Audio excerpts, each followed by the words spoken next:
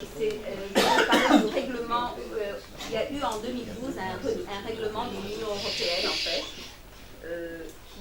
qui est rentré en vigueur en août 2015.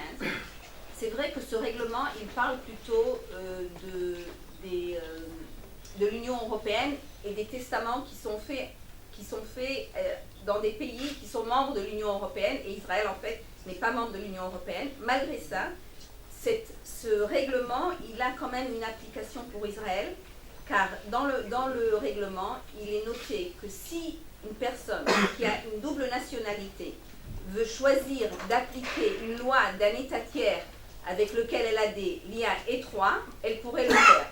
C'est-à-dire, si moi j'habite Israël et la Belgique, et je veux faire un testament et je veux appliquer à mon testament la loi israélienne, et en fait j'ai des liens étroits avec l'État d'Israël, je pourrais le noter sur mon testament, le faire de façon très claire, que je voudrais que la loi israélienne soit appliquée sur le testament, et en fait ça devrait être respecté en France, en Belgique et dans les autres pays européens qui ont signé cette convention.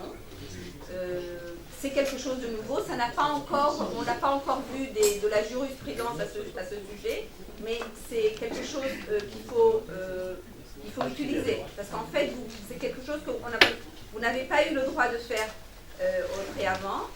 Vous pouvez choisir une autre loi qui gérera votre succession.